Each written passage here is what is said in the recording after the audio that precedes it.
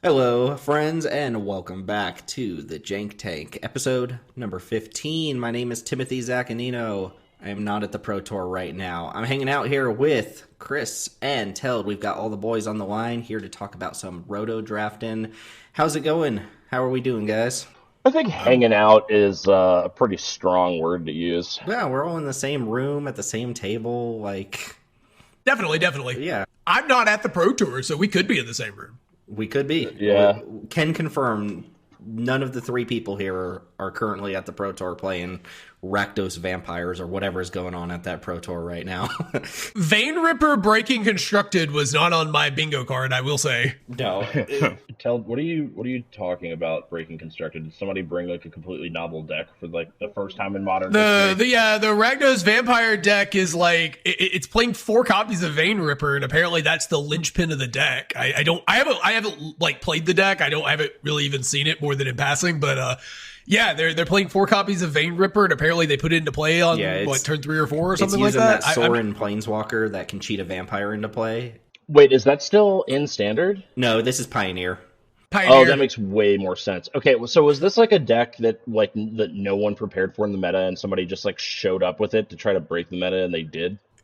Team did. I think Team Channel Fireball did. I think Team Channel Fireball did, and if I read correctly last night, it was the best performing deck for day one. So apparently got a good Arclight Phoenix matchup.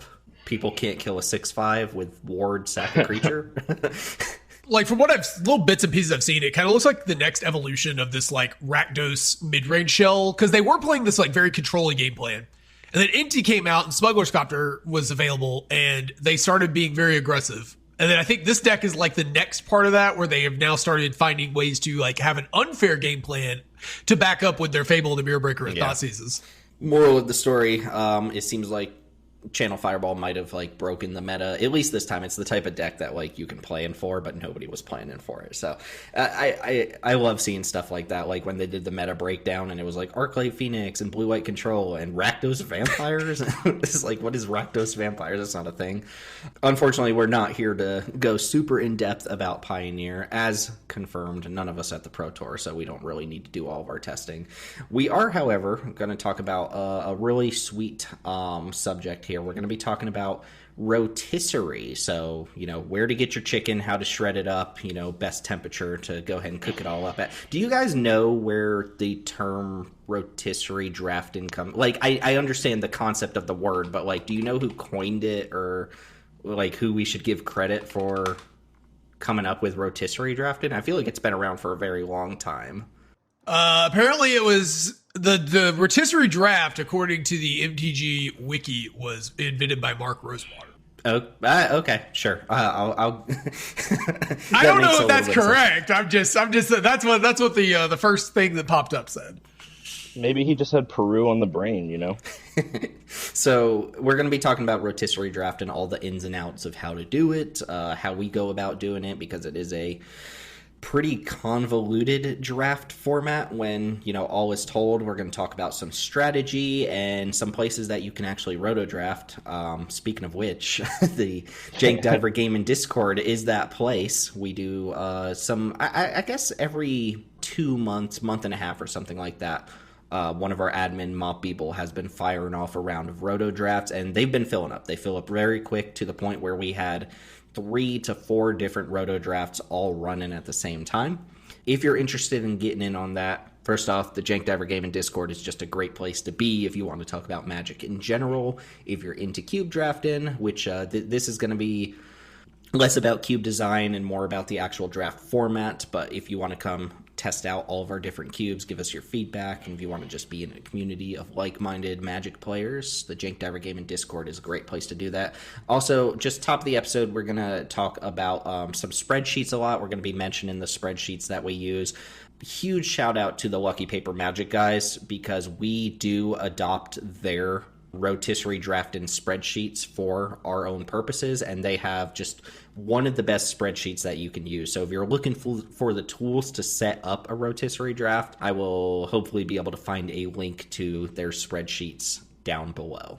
or wherever you're listening to this. So, Jank Gaming Discord, come find us, come play with us, come give us your feedback, and hopefully we can get some rotisserie drafts going soon.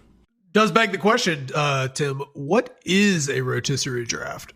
Well, I was going to see if either of you guys wanted to kind of kick us off on the concept of a rotisserie draft for people who maybe have never heard of it. And Roto, by the way, if you hear us say Roto, that's just shortening for rotisserie draft. Teld, do you want to tell us how rotisserie drafting works? Sure. So I'll go ahead and take it. I just, I was setting myself up, giving myself the alley-oop there. All right, go for it. So it's a face-up draft of your entire cube. So basically you import the cube into our spreadsheet, or if you were playing in paper, you would flip your cube face up, and you have your 8 players, each assigned a draft order, so 1 through 8. And you pick cards and snake your way down and back up the draft until the entire cube is drafted. So this can be done because of our spreadsheet availability. We can do this asynchronous, so we don't all have to just sit there and draft like you would in paper. Usually this takes place over a week or two, and all the information is available to everyone. So everyone knows what you're picking and what you're looking to draft as you pick those cards. This makes a lot of strategic depth, because you have things like cutting cards, hating cards come up a lot, whether that be, taking lands from other players, moving in on a color that you think is underdrafted, that sort of thing. You can make those decisions with a lot more clarity than you can in a regular draft environment. So if you're the kind of person that gets tilted by someone potentially doing something for the sole purpose of making your life worse, this might not be the environment for you. And this is a very, very time consuming process. The draft itself requires you to be available every so often for, a week or two. We'll ping each other in Discord, but the thing is you still have to get on and make those picks. And we usually give a reasonably long time period for that. But if everybody is taking the maximum amount of time, it will take forever. Because if we're giving you 8 hours to make a pick, then you could see only 3 picks being made in a day, right? You've got hundreds of picks to make. Yeah, I want to emphasize there that this is not a good format for people who are easily tilted and stuff like that, because people can see the deck that you're drafting. And I think Chris is going to talk a little bit later about not hate drafting just to irritate people, but it is there is some strategic element to hate drafting here that you don't get in a normal draft. So if you're going to get a key piece hated and you're just gonna tilt off the end, maybe roto drafting's not for you. I also want to mention that we're going to talk about this in the context of cube, but it does work for a normal set as well. If you just took every card in Murders at Karlov Manor, you could turn them all face up or put them into a spreadsheet and everybody could draft that. I think that one that doesn't sound nearly as good. We're all going to draft a Cryptic Coat and then just draft all the rares. People do that. I saw a group doing it for Zendikar Ryzen back in the day, but obviously there's power disparity between commons and rares, whereas in a cube, things are usually a little bit flatter, or everything is just kind of high power. You don't have to get those straggling commons behind and stuff like that. So that is the roto process. Basically just going back and forth, taking one pick at a time in a face-up environment. And as you might suspect, because you're drafting face up and everybody is able to make perfect information picks, your decks end up really juiced. These decks end up a lot of times end up closer to the platonic ideal of what your archetype might want to look like, that you almost never get in a regular draft. Assuming that you read the draft well. Yes, you can roto draft poorly, as it turns out. Yeah, I'm gonna be getting on my soapbox a little later about things that I advise you not to do, because I see people do them routinely. Chris and I have probably talked for hours about how to properly draft this. Just to go to a tiny little bit more in depth on the actual process, Teld mentioned that the draft snakes around. So you have players 1 through 8 in a particular order. Player 1 will take the first pick of the draft all the way up until player 8. Everybody takes 1 card at a time. Once you get to that last player, they get to double pick. They get to take 2 cards as compensation for not having the availability to take whatever the absolute best cards are in the environment, and then it goes back the other direction. So you go 1 2 3 4 5 6 7 8 8 7 6 5 4 3 2 1, and then when you get to the end again on player 1, they get to double pick. So it's 16 picks between any individual taking one card and then their next card. So the people on the end have the longest wait time. I guess everybody has like the equivalent wait time, but from the start of the draft, like the people on the end have the longest wait time, so they get to take double picks. When you reach like the middle of the draft, I don't know what the exact round number is. Everybody gets to start taking double picks, and the people on the end get to start taking quadruple picks, and that's really just there as a way to speed up the process. Once people kind of like have settled into their decks, they're not going to be waffling around. It just says, okay, everybody knows what their deck's going to be. Let's go ahead and get this draft over with. But that's at the midway point. It can be a little bit slow getting started while people like feel out the draft and, you know, maybe pivot early on and stuff like that. But once you get to that halfway point, it's like, okay, let's wrap this thing up so people can actually build their decks and get to playing. Right. I'm actually becoming increasingly an advocate of not drafting the entire cube, like cutting it off maybe before the last like 6 picks that everybody's supposed to make, because I mean, occasionally those picks will still matter for some reason, but really commonly what I find is like my last 8 to 6 picks in the draft, like I'm like literally like putting in a card and it's like that's already taken, putting in a card that's already taken, and not even in my colors. I just like I have to go reference the cube list and I'm like, what's even like left? And it just becomes kind of a chore. So that's another thing you can do. Just like cut it off at like 39 picks or something, because you're going to play 23 cards, right? Yeah, you don't really need 20 cards in your sideboard. Like, you usually end up taking those last 10 picks as like very niche sideboard cards that probably never even come in anyway. So I think I'm on board where like roto rounds go for like 45 picks or something like that. You could honestly cut it at 35, and yeah, some of the cards won't get drafted at all, but that also gives you information about whatever you're drafting, like the cards that people just found undesirable and stuff like that. Because your drafts end up so powerful and your decks usually end up so consistent, a lot of times your sideboard space is like 2 or 3 swaps for any given matchup anyways. It's not like you're making fundamental changes. You know, I think in the rotos we've done, the most I've changed in a matchup's like 6 cards, and that was because I was boarding up into like a control deck. For sure. One thing to talk about here. So strategy. Obviously the draft process is something that you want to feel out for yourself. I should mention too that the Lucky Paper Magic spreadsheets have an awesome visual display of whatever environment you upload. So there will be a tab on those spreadsheets that shows the entire cube kind of laid out. And it's as easy as typing in the name of the card into when it's your time to pick. You type in the name of the card, it removes it from the visual display, it adds it to you so nobody else can take it. It's just really an awesome tool for what we're talking about here. But strategically, that's what we're going to be like focusing the brunt of this episode on, is like, you know how to rotisserie draft. If you haven't, you can learn that in like just a couple minutes. But how to actually approach rotisserie drafting really depends on what seat you get filtered into, right? Because let's assume 8 people. You can do roto with more than 8 people, but for the purposes of this episode, we're going to assume 8 people.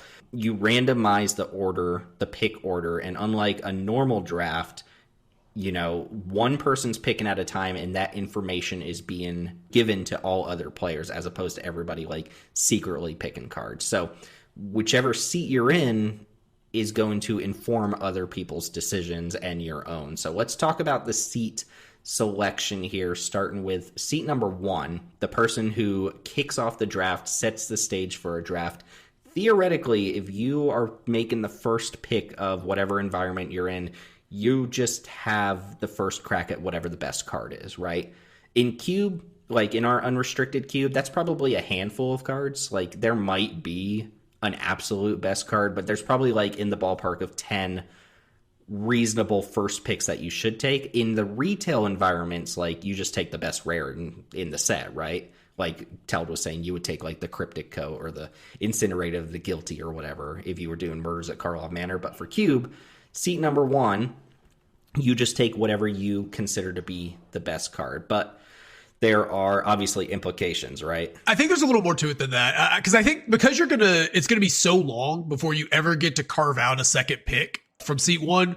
Because, I mean, it's 16 picks from anybody, but if you're picking closer to the end of the draft, your next pick comes up sooner, right? Your long wait is after you've already got 2 cards. Because the first pick waits so long, I think there's a pretty big incentive to pick something that is splashable. Like, if I'm first picking, even though I think Chandra Torch of Defiance is one of the best cards in the unrestricted cube, I don't really want to first pick that card. Pack one, pick one, simply because it costs double red, and it's such a commitment to red that if let's say 2 people down the road go, okay, I'm going to take Bone Crusher Giant Lightning Bolt, and they move into red, right? It might be difficult for me to actually make this Chandra work, whereas something that's a little more splashable, say Swords to Plowshares, is probably the most common. Pack one, pick one for the unrestricted cube, and it's because you get a little fixing and you can put that into any deck, and it's very low commitment, but very high power. Right. And whatever you end up taking, you should take like one of the highest power cards in the cube.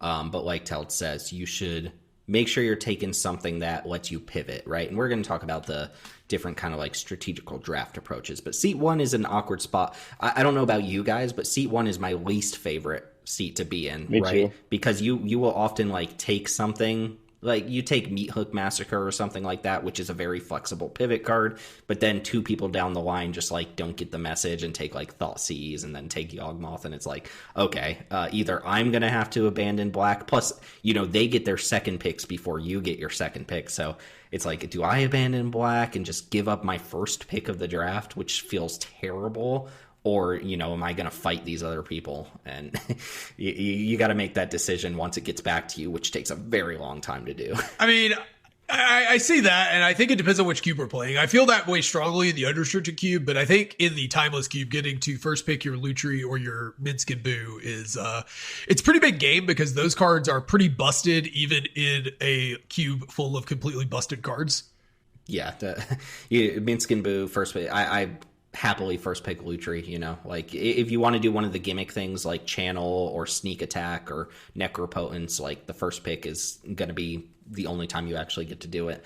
I don't know about you guys if you feel any particular way, but seats 2 through 7, I kind of blend them all together. I don't know if you guys think there's like much of a strategic advantage to be in like seat 3 versus seat 5 or 6 or anything like that. But obviously the important thing here is like the farther along you are in the pick order list, the less likely you are to get whatever you consider to be like the de facto best card in the cube. If everybody agrees there's a best card in the cube, you're just not going to get it if you're like seat 6. But you also have more information to work with farther on down the line. I actually kind of like being a little further down the line because you get to do the New England Patriots Baltimore Ravens draft strategy of wait for whichever one of the messed up cards that shouldn't be there at pick 5, 6, 7 is still there at pick 5, 6, 7. I mean, I think it depends on like how many cards in your cube represent like really specific or really like special power outliers, right? Like I use this example in like a different episode, but if you have like a peasant cube and you break rarity for like Nissa who shakes the world, then like, yeah, you know, seat 1 is like probably the best place to be. But I think you've kind of designed your cube with an idea towards like not having like a handful of absurd power outliers and everything else is just kind of like swimming in the same soup. You know, I don't think you get shafted not having first pick. You know, if somebody first picks Wandering Emperor, then like there's still like a nice variety of cards that I can take. So it's like if you did this for Vintage Cube, right? And pack one, pick one person's going to take Black Lotus or Time Walk or Ancestral. Or like, and if you're maybe like Soul Ring, right? Yeah, maybe Soul Ring, but you know, pick 6 might not ever get access to whatever the best 3 Power 9 cards are, or Soul Ring or whatever, but they're still going to get a Mox, you know?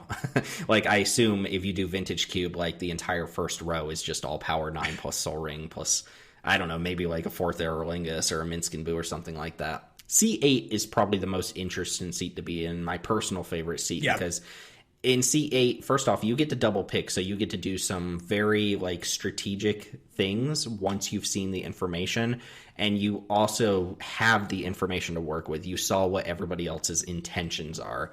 You know, not everybody is going to take the stay open approach. Somebody's slammed, like we saw in the last round of Roto, somebody like in 6th seat took like a Nimpa Call, you know, which is like, hey guys, I'm going to draft red white no matter what. So like in C8 you see that, you know. I understand the thought process behind that. Like, I mean, if you have been like eyeballing a Neem Pakal, you haven't had an opportunity to like ever pick it up in table draft, and you just really want to play with the card, I could see it. At the same time, like if I wanted to do that, I probably would just assume that someone else is not going to take it early, so I can still get it if that's what I want to do. Mm-hmm. Like, I understand the thought process. I will say that, like, if you're trying to draft optimally, that's almost never a good idea. Right, yeah, but shoehorning yourself into something, especially when you're not 8th pick, you know, and you haven't seen, like, everything that everybody else is kind of, like, intending to do, that can be a little bit rough. But C8 does get to take the approach of, like, I'm just going to take 2 key cards in a very specific strategy that no one's touched yet and, like, cut that strategy off. But then remember, it's another 16 picks before it comes back to you. But C8, I think, is probably the seat that has the most advantage at the table, even though you're picking last. You might not get the top 5 best cards in the cube, but you will have the most information to work with and have the most flexible slot. It's definitely my favorite, too, for reasons we'll get into a little bit more in a minute. Yeah, the classic example here is the Yogg meat hook wheel pick. Is like sometimes people are a little hesitant to get into black, and then you just slam Yogg Daddy, and you slam the best, basically 2 of the best black cards in the cube. They both play super well together, and you just tell the entire table, like, you're just not playing the sack deck. Like, this is my property. Get off my lawn. Yeah. That's exactly what I did in our last roto, actually. Mm-hmm. Or you saw that nobody took green ramp stuff during the first round, so you go double mana dork, and once 2 mana dorks are off the table, like out of the 5 that we play or something like that, like your chances of getting a good green ramp deck go down significantly to the point where like people just might not even touch the other green mana dorks, and it might come around to you, and you'll just get those too. Like if you just cut something off super hard, like you cut the key cards out of a strategy, it really disincentivizes other people to see it. You could also go like double Wrath, right? You could go Wrath of God plus Day of Judgment. If you really wanted to plant a flag, yeah. If you wanted to plant a flag, I'm not saying you should go double Wrath, but you could go like Wrath, and just say, okay, the white control decks, I'm gonna be doing that thing. I'm gonna go on record and saying that that's a terrible idea. I'm also gonna go on record and say that is a terrible idea, but it is a legal play you can make. You technically will not be sanctioned for doing this, but I will count on you instead. One of the really interesting things with the double mana dork specifically is that we had a discussion even in the Timeless Cube of like where you prioritize the threats versus the dorks. Because, for example, I think Robo Nissa in the Timeless Cube, that's Nissa Ascended Animist, if you aren't part of our community, is probably the best mono green threat in the Timeless Cube. But like you just can't. It's very, very difficult to justify it if you don't already have the dorks or are already in like a grindy rock deck that for some reason has green cards in it. Yeah, I mean, Robo Nissa is so strong, and we shouldn't go down like the rabbit hole in this, but like Robo Nissa is so strong that if I ended up in like a primarily red Gruul deck or a primarily white sort of like starts onto just a curve of like beaters, kind of what I think of as a slightly larger aggro deck that like starts on 2 but will play a couple more expensive cards, like I would still play Nissa in that deck. But by and large, like I'm not saying like it's right to take Robo Nissa over dorks. I'm just saying if somebody did it, I would get it. Yeah, for sure. Which, by the way, I think the community at large calls Ascended Animus Robo Nissa. I don't think that's just an us thing. I think it's just understood that card is called Robo Nissa. I wasn't sure. I don't really interact with the broader Magic community. Ted's like, I don't talk to people outside of this community. We started. We started this community so we wouldn't have to. Exactly. All right, let's talk some draft approaches here. Some different kind of mentalities that you can adopt to make your roto draft a little bit better. And obviously, you're going to have to adjust these personas based on what's actually happening in the draft. The first one here, what I like to call the feel out the table approach. This is a pretty standard, like try to stay open, try to take pivot cards. If you can, and your cube supports it, take like powerful colorless cards. Maybe Fetch Lands, for example, is just a completely non-committal pick. Bankbuster is like below the bar on power level, but the type of card that goes in like so many different decks. Fabled Passage, if you don't have the Fetch Lands, you just want to take something that you know is going to make a deck no matter what happens in the draft, and then kind of feel out what the rest of the table is doing. Super powerful mono-colored cards, like Teld said, Swords to Plowshares is a good example of a first pick because it's splashable. It's just very good if you do end up being in white, and it doesn't really matter. Like, it's strategy agnostic. You just end up playing it. So cards in this vein, things like Thoughtseize, Bone Crusher Giant, Wedding Announcement, these are very likely to make any flavor of decks with those colors in them.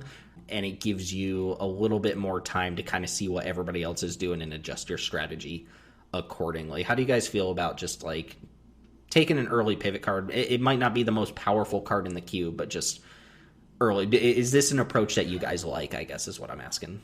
Nope. Yeah. No. Oh, we got a yes and a no. Okay. I think that this is like, I think if your picks like 2 through 6, I think that this is almost always what I would do. And I would generally, like, if I was like pick 5, if there was a color for some reason that like literally no one's taken a card from that color, then yeah, I think something like a Thoughtseize or a Chandra Torture Defiance or a Counter Spell or whatever is definitely something I would do. It sounds like you have different thoughts. Yeah, I mean, I think this kind of gets into my broader opinion that people overvalue interaction, because while I do think Swords to Plowshares is absolutely fantastic and a super justifiable first pick, I think from there, this is why I really don't like picks 2, 3, or 4 necessarily in Roto, is I don't really like taking a card that's like a step down in power level when there's really powerful cards left on the table that other people are going to take. And I definitely don't want to take something like, for example, I think Thoughtseize is a great card, but if my deck is not a base black deck, I do not want to splash a Thoughtseize the same way I want to splash a Swords to Plowshares, or I will begrudgingly splash a Lightning Bolt. You and I definitely disagree on whether or not it's like worth it to bend your mana to play one removal spell, but I generally prefer to draft powerful cards when I can. This is why I do think like the later into the rounds you get, I think the more value is located in those later rounds, because you get that ability to like, all right, you know, we're 4 picks in and nobody's drafted a red card, so now I can take like Chandra and maybe get Lightning Bolt on the wheel pick, or Bone Crusher on the wheel pick or something. I think Lightning Bolt is like a card that goes in the top 3 very frequently, and like, I don't think people take it too high. I think people are too high on it. Yeah, I think Bone Crusher and Chandra 4 are both better. I think we're all kind of in agreement on the principle, though, that like you should take a powerful monocolored card that you will play in almost any deck that you could end up in that color in. Like, it just sounds like we disagree on whether or not like a piece of cheap interaction is worthwhile in that vein. Yeah, well, that the idea of like in our particular environment, there's no colorless cards that I think are worth taking. I would not take a fetch land first pick ever. Mm-mm. That's just not something I'm ever going to do. In a table draft, maybe, but not in a roto draft. There's some disagreements there. I think even like something like Wedding Announcement is questionable, even though I think it's a good card. Like, it's a really powerful card, but then you're like, you are leaving Wandering Emperor and some other really better cards on the table, I think. I didn't necessarily pull out like the best of for the examples here, just like cards that kind of get you in the headspace. Like Wandering Emperor is probably a better white first pick than Wedding Announcement, regardless of what your strategy ends up being. But like Bone Crusher is a good example, right? Bone Crusher is one of the top red cards for sure. Yeah. Bone Crusher is a card that I think you could pick really early and be pretty happy about it, because you don't mind There's splashing no red deck where you're not going to play a Bone Crusher either, at least in our environment, right? Right. Or like a Lelia or a Fable if you're on those cards, which we're not for reasons. Exactly. There's another approach here that, to me, like if this was my first time roto drafting, I wouldn't think to do it, but I have seen it be extremely effective. I call this the like hug your neighbor technique, you know, just like you would in real life. Just make sure you're hugging your neighbor. The way this works is like you intentionally go into a color that you saw someone else draft, and it's most effective if you do it literally like right next to one of your like adjacent drafters. So let's say you're pick 3 and pick 2, the drafter took the Wandering Emperor, right? And then pick 3, you immediately snap off Swords to Plowshares. Like you're like, okay, there's a white drafter, I'm going to draft white. What that means is you are intentionally fighting one player, but you have sent a signal to the rest of the table that like, it's a really bad idea for anybody else to go into white now, right? You don't want to be the third person in a color. You know, it's usually okay to be the second person in a color, but being the third person just means that all three of those people's decks are going to get a little bit weaker because they're going to distribute the best cards of that color across multiple people. Like, it seems like every time someone does something similar to this, it works. Like, imagine the scenario where drafter number 4 takes Llanowar Elves, drafter number 5 takes Elvish Mystic. 2 drafters in a row go dork dork, and you're drafter number 6, 7, or 8. You're not going to take a green card, are you? Like, you just saw 2 dorks go. You saw 2 people are going to fight over it. You're not going to be the third person to take a mana dork unless you're, like, really trying to sow chaos into the draft or something like that. What if you're pick 8 and you take Delighted Halfling and Absence Pilgrim and Smirk menacingly? You could, but the problem, obviously, like, the strategic problem with that is, like, it's going to snake back around. The 5th dork is going to go to somebody, right? Like, maybe you cut them off. Yeah. Maybe they're like, whatever. But 2 of your dorks are already gone, so it's not like you're even getting ahead there to do that. But yeah, this kind of works. The one caveat I would say is, like, if you're going to hug your neighbor and do a similar color overlap to what they're doing, at least try to go for, like, a different subset of cards or strategy. Like, if they're white and you're white and you see that they took Wrath or they're taking white aggressive cards, do the opposite, right? Like, you don't want to overlap colors and strategy. You just want to overlap colors to push the rest of the table out of that. And I have found this works, like, every single time. It's not a strategy that I like to go for. I like to try to go into the color that isn't drafted. But you could do the hug your neighbor approach here to good effect. It works surprisingly well. I think this is a pretty reasonable plan. It's better than I would normally suspect. It's kind of a positional thing. Like, instead of dodging out of the way, you're just, like, moving to the side and just, getting right up there on your neighbor. And that's interesting. I think it's cool that it works. I think there's a risk here, though, of, like, you move into the same color as your neighbor and then somebody else who isn't willing to move just gets in anyways. They just don't care. Yeah, for sure. Because sometimes people come in with the intent of drafting a specific color, and I think that's the risk you run here, because you're intentionally putting yourself into a contested color. And obviously every color is going to be contested because there's 8 drafters, but you're putting yourself into a color somebody else is drafting. So then if, like, especially if you do this early, if there's a third drafter down the lane who, the guy who you take a dork, they take a dork, guy takes 2 dorks, it's like, all right, well, now there's 3 green drafters and you're all going to have a mid deck. Just because doing this should disincentivize the rest of the table to move into the color doesn't mean somebody won't just do it anyway, especially if they're coming in with, like, preconceived notions of what they want to do. The monocolored approach, pretty straightforward, right? Try to stay as close to one color as possible as long as you can, to the point where, like, sometimes you end up actually just being monocolor because you took the best 2 or 3 cards in that color and nobody else really wants to move in for, like, the tier 2 cards.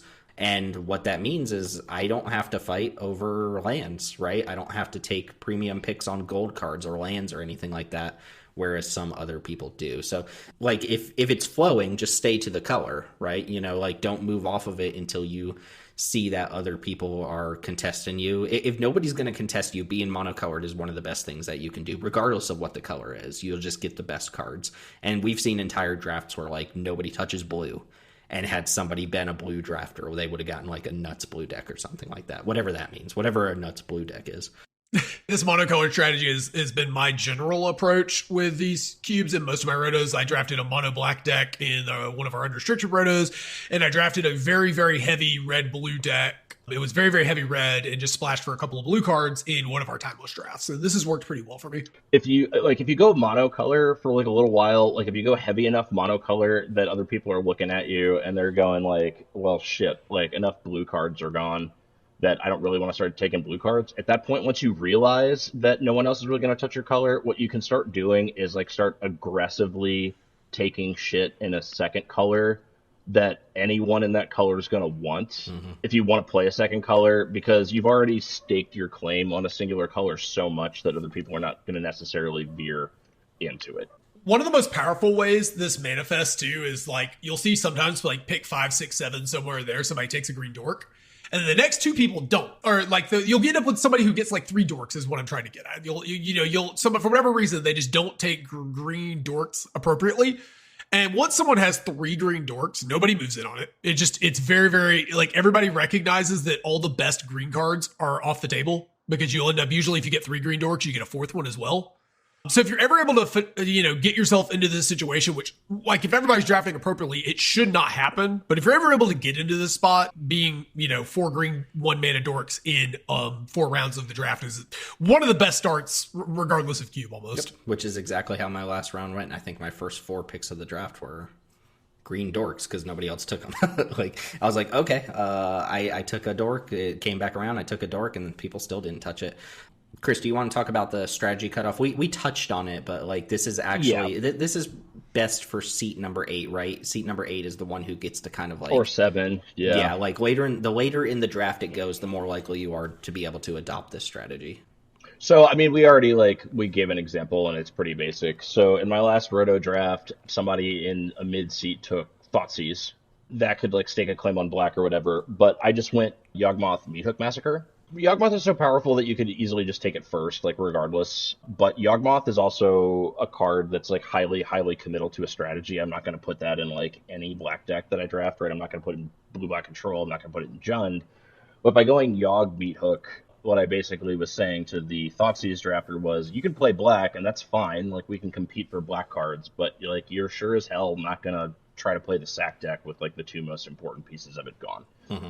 This actually brings up a point that we didn't have in our notes here, that this isn't a feature of any of our cubes, but imagine you're drafting a cube that has 2 card combos, right? Seat 1, like if you're playing vintage cube or old vintage cube, I should say, seat 1 takes Kiki Jiki, right? Like there's no way the rest of the table is going to let you have Splinter Twin. Yeah, like they're not going to just let you see that. Like 2 card combo is got to be like a really hard thing to try to get into in a roto draft, because people will see that you took 1 combo piece and can cut you off the rest. But if you're in that C8 and you see that like the Splinter Twin Kiki stuff is still there, you could go double pick, ensure that you have the combo, and then, once people see that you have card A plus card B, like they're less likely to try and cut you off of like the support pieces for that. That's not something that ever comes up in our cubes because we don't support 2 card combo. Right. Like you don't usually want to completely broadcast to the table exactly what you want to do, because somebody else might be coming in with a preconceived notion that that's what they want to do, and they might go like, fuck that. Like, yeah, I'm doing it. The 2 next most important pieces, and you can't have them. The difference would be a card like Yawgmoth in our cube specifically, because Yawgmoth is just the singular most powerful card in the Black Sacrifice deck, and it's not a 2 card combo. It's a 1 card pick that says like you're gonna have a suboptimal version of this deck if you fight me for it. I also want to take this as a moment to point out that like I see people for like round 1 Snapcaster Mage for some reason. Please stop doing that. Like it is not better. It is worse than Cyber Siphoner. I mean, don't take Snapcaster Mage in round 1. It is Ambush Viper, okay? It's a good card. Get the fuck out of town. It's not Ambush Viper, but it's not better than like it's a good card, but it is like it's not even like it's a unique effect in our cube, I guess would be my point. I don't know if I agree or disagree with that, but you did mark here there's another strategy here. I'm going to put strategy in quotes because it's just like take all the best cards, right? Yeah. So this is what I think this works better in Timeless than in the unrestricted cube, because the Timeless cube just has so many more power outliers. But there is a strategy of just take the best card that is left on the table based on your personal tier list or whatever, and just do not care about the color of those cards for like 4 or 5 rounds, and just take literally whatever the best card is that's available, and then figure out where you're going to go from there. This is the Good Stuff Tribal. It leads to a lot of 4 and 5 color soup decks. Usually late into the draft, you'll get an Omnath for free, and Omnath is a pretty powerful card. This works better when you're taking stuff like Lutri and Sunfall that are game winners on their own. It's a little worse in the unrestricted cube because there's less of those cards that just single-handedly table flip the game. This deck is also usually very effective. I think me and Mop have both won Roto pods off of the like multicolor soup decks, and part of the advantage of doing it is like you don't care what other people are doing. You just take whatever good cards are on the table, and also you get to like take really strong hosers for different strategies, right? Like Omnath gain so much life that it's just incidentally good against aggro and things like that. So you usually have like your bases covered against a lot of different decks because you're just playing a bunch of powerful cards and you get to take powerful sideboard cards for different matches. So this is one of the strategies that people come in with the preconceived notion that they're going to do. Like a lot of people approach Roto Draft in an 8-person pod. You know, there's going to be a wild card or two who are like, you know what, I'm just going to do the 5-color thing, especially if you're supporting things like Gola's Field of the Dead, things like that already incentivize people to go into like multicolor piles and things like that. So my suggestion for this would also be like, when I say take the most powerful card, I don't mean take Omnath in round 1 or 2. Like Omnath should be the free roll in your deck that you get late into the draft. That's the advantage of drafting Omnath, is that you get an exceptionally good card for a very low pick.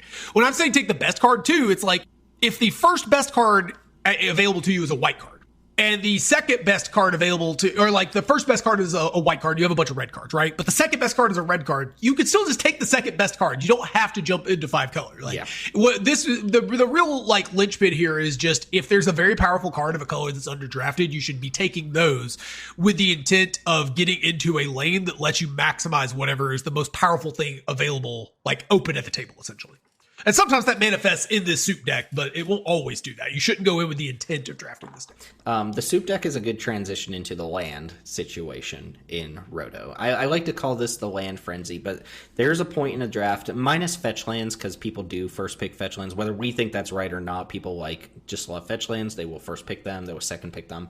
There comes a point in the draft where you have to take the lands that match whatever 2-color deck you're doing, unless you did the monocolored approach successfully and you don't need to touch lands. Even then you would want to take like utility lands and stuff like that. But if you're blue-black or something like that, you're presumably going to need to pick up your blue-black lands. The problem is, once you take a land that somebody else could conceivably use, you kind of trigger the situation where people need to start snapping up their lands or not get them at all, right? It's not like a normal draft where you're like, oh, pack 3, I might get my blue-black land or whatever. No, they're all face up on the table. They're available to you whenever you need to take them. But if somebody else snatches one out from underneath you, that's it. You don't get that land, right? So this is where the like hug your neighbor approach might go wrong. If you're like blue-white and the person right next to you is also blue-white, or let's just say they're farther down the table, right? You guys are going to be fighting for those blue-white lands. And in a cube like ours, we have 4 blue-white lands. A bunch of triomes can kind of like fill in some gaps for you. But your lands are so important to make your 2+ color decks work that you need to take them. But the land frenzy happens when somebody takes a land, you know, if they're 2 blue-white drafters, you basically take a blue-white land, you force the other player down the line to start taking blue-white lands, right? And it probably ends up being a 2-2 split instead of you getting all 4 of your dual lands or something like that. So even if you're hugging your neighbor, you probably don't want to be in the exact color pair, because then you're probably going to end up splitting the lands. As soon as you take one, they're going to be incentivized to take theirs as well. And that multicolor soup, Omnath, Golos deck, whatever, throws a huge wrench in the plans of anybody who's trying to free roll their lands later. Because I guarantee you, if you're playing Simic and there's a Omnath drafter at the table or a Golos drafter at the table, they're going to snatch one of your Simic lands. So, you know, as soon as you see someone take a card like Golos or Omnath, you should probably transition to taking your lands as soon as possible, because they will grab them. At least the best lands, like the Shocks, whatever high-powered duels you're playing with. I actually think once you get the top couple of, you know, like 4 or 5 rounds of cards out of the way and you've got like the best cards in your color, you should probably consider, if you know you're going to play a second color, just taking the shock of that color just to go ahead, or the fetch if for whatever reason fetch is still around in round 5, which hasn't been the case since we added them, but I think people are overvaluing them a little bit. Anyways, I think you should probably prioritize at least 1 or 2 of your lands relatively early, just to go ahead. And sometimes that's going to look like a Fabled Passage or a Forsaken Crossroad or some sort of card that is like any color fixer. But just getting some of those early lands, that way you don't have to fight over it as hard later into the draft, is pretty good, because you know you're going to get enough playables. So one of the biggest advantages you can get in a Roto situation, just like in regular cube, is to make your mana base better than other people's, so that you have less non-games and less mulligans that you have to take because you don't have both your colors. Question for you guys. Let's assume that you're not like overlapping colors and your lands aren't really at risk of getting poached or anything like that. At what point in the draft do you actually start taking your dual lands then? I guess, like, off the top of my head, because I can't really remember, generally speaking, what I do, when the land frenzy gets kicked off, and, with the land frenzy, it's, like, always the case that the first land gets taken and everybody kind of panics. I won't jump into that frenzy immediately, but maybe a couple picks in, I'll start to do it, just because it does happen where someone will see the land frenzy happening, and if they were, like, secretly planning on starting to splash a couple of cards in your color, they'll poach your lands, and then you're going to feel real bad about it. So I will generally get into that scrum, even if it doesn't really look like anybody else is going to be in my color pair, like from jump. Yeah, I really believe that this taking lands early thing is something we should probably be doing more of. I've been guilty of it myself, but I mean, like, for example, in our last Roto, I was playing a mostly mono red deck for, like, I don't know, 8 or 9 picks, and then realized there wasn't enough depth of face burn to actually make mono red work against the channel decks and that sort of stuff. So I saw Memory Lapse was on the table in like round 10 or something. So I grabbed Memory Lapse, and then there was a Jeskai control player at the table, but before they got to get to their pick, I went ahead and snagged a Steam Vents and got the best blue-red land. And so I got, a card I was really interested in splashing along with the best land for the color pair. Just like I took, ended up with like 3 or 4 dual lands because I took them pretty aggressively on the next couple of picks. And so, like, I think you should be taking them early, because you never know when somebody's going to decide that they need to move into a different color, right? You never know when that mono red player is going to look at it and be like, well, the face burn's not here, so I'm going to need counter spells so that I don't die to channel on turn 2. Yeah. There's a chance that you're in like green black and there's a mono green drafter, and then like by pick 30, they're like, you know what? I could splash a couple green black cards, so I'm going to take this green black land or something. And you're like, oh, I could have taken that earlier. So my general approach to the land frenzy is, if I don't think my lands are being threatened by anybody, I will wait until double picks, and I will try to go land plus pick, land plus pick, land plus pick for the remainder of like the early double picks. If I think like anyone else is even close to overlapping, like you'll often see my drafts go something like pick 1, 2, 3 is like black card, blood crypt. Like I want the shock land, because in our environment it's the best land for any given color pair. Most color pairs, maybe that's debatable, but I want the shock land, and if I know I'm going to be a 2-color deck, I'll take that shock land within the first 5 picks, which is the best land and also disincentivizes other people to move into my colors because they lost the best land. But yeah, the land frenzy happens. It's one of the defining features of roto drafts. Maybe if your environment has like so many lands in it that it's just like abundant, then this sort of thing doesn't really happen because you can afford to get a land poached. But for us, it definitely happens.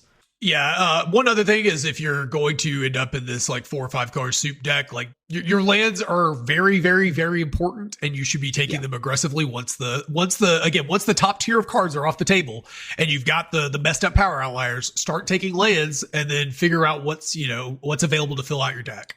Would you guys agree that that's like an actual disadvantage? I mean, that's a disadvantage of being in the multicolor soup piles in a normal draft plus a roto draft, is you have to expend so many picks on lands, to make your deck even function. Like, I think that's just downside, right?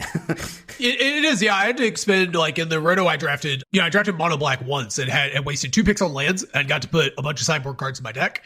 And then when I drafted this 4-color soup deck in the Timeless Cube, I had to expend 12 picks on lands. I think I had like 4 or 5 basics in my deck. It may have been less than that. I had to expend so many picks on lands. It's not where you want to be. You don't want to have to use premium picks on lands, but yeah. To facilitate this deck too, you're also playing a bunch of triomes, which you need to consider. That means you're very frequently starting on like tap land kind of starts. Yeah, you will have some slow mana bases too. Hate drafting and sideboarding. These are features of roto draft that take on different meaning as opposed to like just a normal 8-person face down draft. In particular, hate drafting, there's actually a reason to do it, right? Especially if there's a key card that like completely hoses your strategy or something like that. For instance, you're drafting mono red aggro, like you have an opportunity in the late portions of the draft to snipe like a Wrath of God that's still sitting on the table, or a Languish or whatever.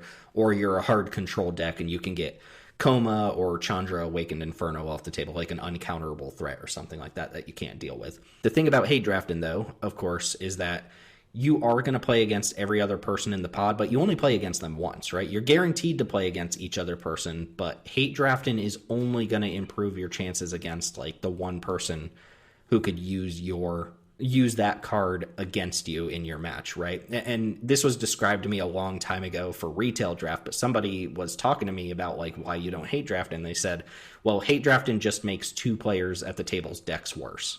It makes your deck worse because you took a card you're not going to play over something you could, and it makes one other player's deck worse at the table, and that's it. Like, it doesn't really affect the other 6 players. So I don't know how you guys feel about hate drafting or at what point you would do it. Generally speaking, I don't really like spend a lot of time hate drafting unless there's literally a silver bullet card that multiple other people could play. But it is a feature here. You could actually do some pretty hateful things too, right? Like, I remember when we were drafting the Peasant Cube, Roto drafting the Peasant Cube, and I was in Blue-White Flyers, and Melody cut off my Empyrean Eagle, which is like one of the only reasons to even play that deck in the first point. Like, just literally snapped it off with no intention of playing it, and like that probably improved their match against me and made my deck worse against everybody else. So you can do stuff like that. But yeah, what do you guys take us on hate drafting here? How do you feel about it in Roto?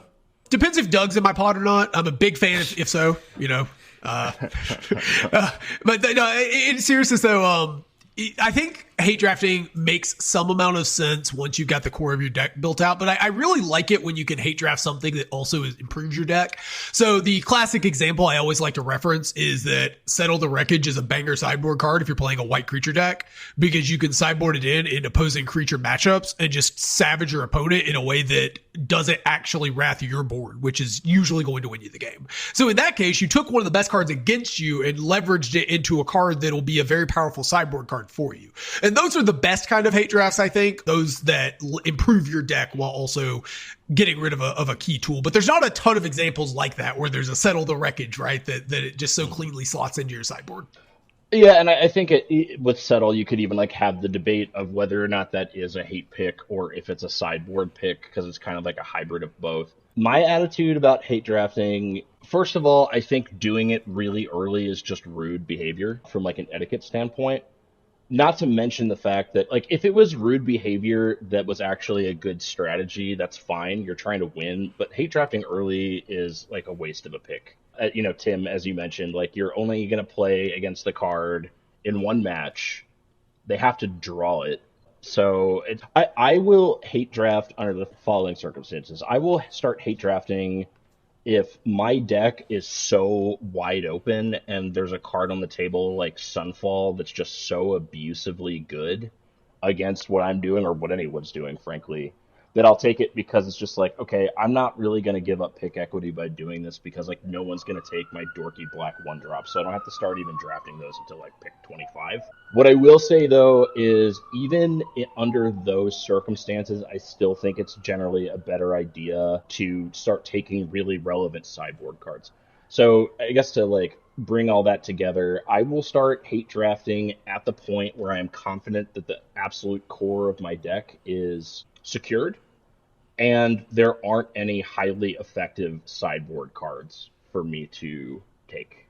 I have to say, I generally think Roto is more fun when you have a wild card / agent of chaos at the table. I know it's rude behavior, but I really like when somebody, you get to like pick 7, pick 8, whatever. Maybe it's in like round 2 or 3 and somebody just pulls, some sort of crazy thing and just like really throws a wrench into the draft. I think those are more fun because it requires everybody to adapt and adjust. I think that's part of the fun of Roto is the strategy involved in it. And I think hate drafting is just part of that. If that's what somebody wants to do, I think it's amusing. So yes and no. Like, I'm on both sides of it because like at some point it's like, yeah, everything's face up. Like, I get value out of hate drafting here, but from our perspective, these drafts take so long too that like if you start off like red black and 5th picks, 6th picks, someone just takes a bunch of red black cards just to make sure you don't get your best cards, like that you've just got a week and a half ahead of you of like making a mediocre deck and having to play it, and it's just such a feel bad when it happens to you, right? Doug did that to me once where he took Teferi from my blue-white deck. Well, didn't he do that because like he perceived you picking a card that actually could make your deck and was a reasonable pick as a hate pick? No, because he was this was the reason he did it is because he was complaining that somebody else had taken a card that he was going to play, and I sent him a bunch of scissor emojis, like, oh, you got cut, bro. Like, oh, that's right. It was even more petty than that. Yeah. And he was like, oh, yeah, that's real funny. And then he took Teferi, and I was like, like it was literally just... It is pretty funny. You have to admit it's pretty funny. Doug did that in another pod once where we were somebody was drafting a Lurrus deck, and like Doug had started on a white aggro start, and the Lurrus player took like a white aggro, like a white creature, or something. I can't remember the exact circumstances. Because he's a Lurrus deck, and of course he wants a white. Yeah, creature. right. Doug just immediately grabbed some random card and like ripped it up in front of him. Essentially, he just wasted a pick. I forget the exact circumstances, but I remember he just straight up burned a pick because somebody slighted him ever so. Just want to emphasize, with nobody in particular in mind, that this is not a great format for people who get tilted easily. It just doesn't lend itself to that very well. I got to admit, I kind of love it when he brings that imp energy. You know what I mean? I wanted to ask real quick. We should have talked about this with approaches and stuff, but I don't think there's a space that we're actually going to talk about it here. But Chris, I know in particular, you kind of like settle into colors based on what's going on in a draft, but then you actually kind of make a mock-up of what you want your final deck to be. Like, you'll pull it up in Arena and kind of pull together what you want your final deck to be, right? Is that kind of I do. the approach? Like, because what I do is I usually keep a list of about like 5 to 6 non-negotiables on my phone in a particular order that I absolutely want for my deck, but then I feel out the rest of it. I don't necessarily like build out the entire deck. I'm going to dovetail that into something I call preemptive sideboarding, but I just want to make one more note on hate drafting. I just complained about like quote unquote rude behavior, and I admit that what I'm about to tell you is kind of rude. But sometimes if like my deck is pretty secure and like the sideboard cards that are available to me like aren't super consequential or only like really valuable in one matchup, sometimes I will take like a really important card from someone else, not to hate on them, but to teach them a lesson. And that lesson is secure your shit.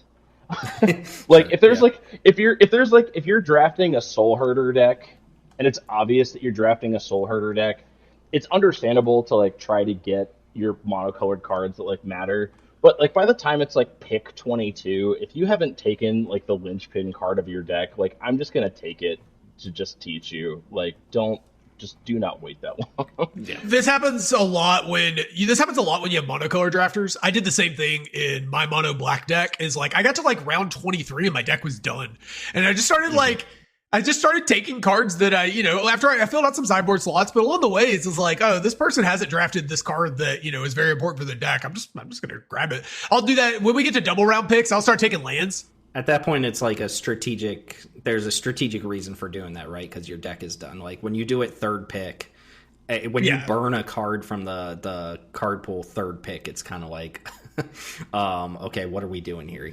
But when your deck is done, you've got your 20 playables or whatever. You don't care what your other 3 end up being. You're going to get them at the end of the draft. Like, yeah, it actually does make sense at that point to start like weakening other people's decks if you can.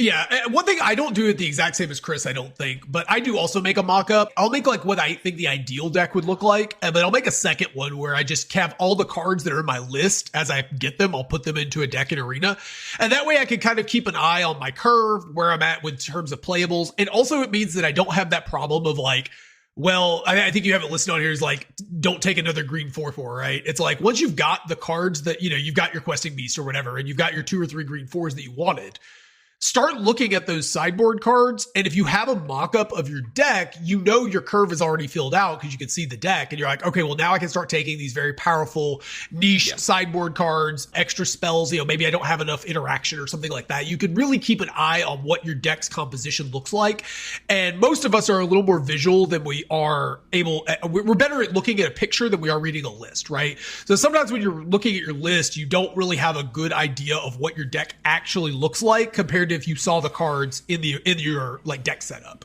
Oh yeah, Chris will pick one like Gutter Bones and be like, bro, I think my deck's done. Like, do you want to play test? And he'll have like the whole deck built out and stuff after pick 1 with Gutter Bones and stuff. I'm like, how do you know? Like, and then it'll get to like pick 6 and like one of the cards he wanted from his deck is gone. And he's like, oh man, like the draft is ruined, man. It's not going to work out. Like my strategy is being lifted. I will say one thing that happens a lot in Roto is you feel like you make a suboptimal pick, and then somebody else who's in your color takes the card you think was the optimal pick, and you end up like in you're this like, spot where you're like, God. well, it gets worse because like if you aren't careful, what ends up happening is you feel like you're just one card behind for the rest of the draft, where like the card you should have taken just snowballs in a way that like you're just there was a draft where I had that happen where I was just like 4 picks in a row. I was just like, oh, right before my pick, the card I wanted went. For sure. Chris, you wanted to talk a little bit about sideboarding? Yeah, so this is a strategy I call preemptive sideboarding, and I don't think it's going to be available to you every draft, but sometimes it is. So I'll use an example from our first Roto draft. So this is back when we were like playing like a Flying Men deck, and I actually did pretty well. I went 5-2 with it, but we still had, if you listen to our Tempo episode, what I would refer to as a disruptive aggro deck, which is not something we really run anymore. But anyway, like I got into the deck. I was pretty sure I wanted to be blue-black. And it was pretty obvious after like pick 5 that no one was really going to be competing with me for the disruptive aggro cards. And there was not a soul, whether I was in the deck or not, because nobody else liked these cards. There was not a soul that was going to take my Flying Men. Like they just weren't going to do it. So what I immediately started doing is I started sponging up as much black removal as I could possibly get my hands on. A lot more than I was planning on mainboarding, and including a card like Disfigure that like I was never going to mainboard in that deck. And the reason that I did it was I was like, okay, if I get as much black removal as I possibly can, it's going to improve my softness to cheap removal. But what it's also going to do is it's going to set me up to be able to sideboard really heavily in aggro matchups, which my deck was also soft to. So once I realized, like, I'm going to be able to get my core cards later, and that's exceedingly obvious, I just started taking cards that I would consider sideboard cards that other people would definitely mainboard to make my own sideboard game better and improve my matchup against other black decks. So you're not always going to have the opportunity to do that, but, like, nobody reacted to it, so I ended up with, like, 6 black removal spells, and I was only planning on mainboarding like 3 or 4, and I was able to bring those in 2 aggro matchups, and they were super effective. Plus deny them other people having access Correct. to against your deck. I mean, in a way, like it was a combination of like soft hate and also sideboarding that I was in a position to do effectively really early. I think this works particularly well with these black decks. And this is why we keep bringing up this deck is it's really flexible because game 1, a lot of times you're this 15 land aggro deck that has like Yogg is the most expensive card in your deck. And it's the only 4-drop. You've got like 3 3s and just a cliff of 1s and 2s. But then post board, you bring in, 1 or 2 extra lands, you sideboard up. Sometimes you bring in Wraths, you bring in stuff like Lolth or Sorin, these card advantage tools and more removal. And you actually pivot roles from this extremely aggressive linear deck to a deck that's much more resilient and prepared to deal with your opponent's hate cards that they're going to bring in. Because when you're playing that deck, people are going to bring in any graveyard hate or exile effects that they've got available to them.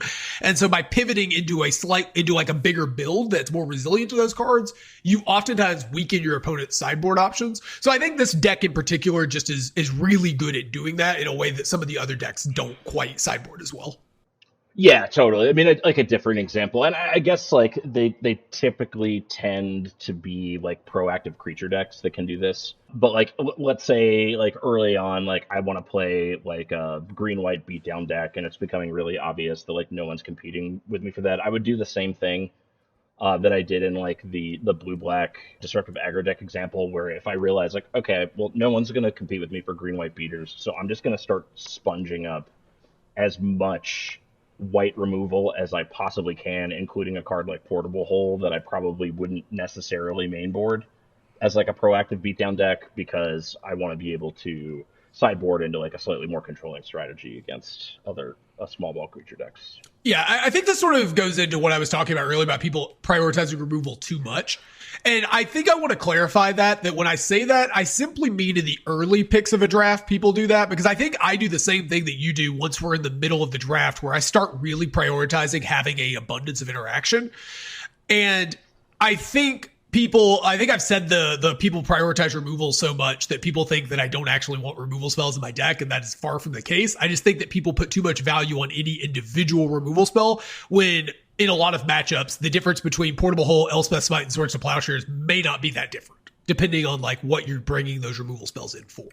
For sure. Right. Is there Dragon Cube being made in the background here while we're talking about this? Yeah, Mop found Theo's old Dragon Cube list and is of the opinion that we should dust it off, and it might be time. Yeah, maybe. Dragon Cube! Little insider thing going on there in the background while we're recording is we just keep getting messages about this Dragon Cube that's being...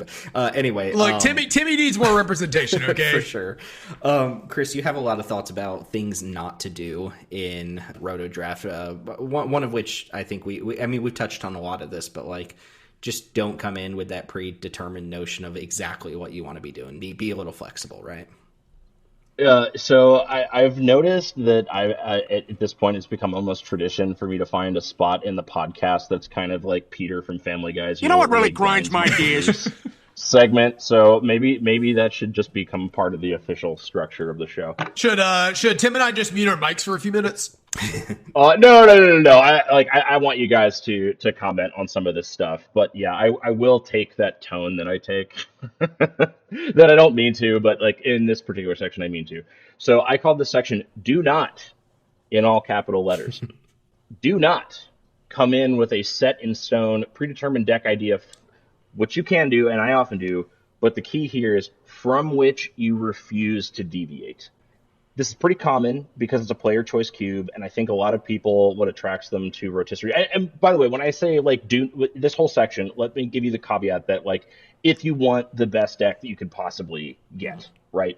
If you like it's Roto, I want to do a thing that's hard to do in regular draft, I'm fucking doing it. Nobody's going to tell me otherwise. That's your choice, right? And I'm not like shitting on like doing what you want to do. Like we play Magic to have fun, but I'm talking about if you want to draft optimally, do not fucking do these things. Do not come in with a predetermined deck idea from which you will not deviate.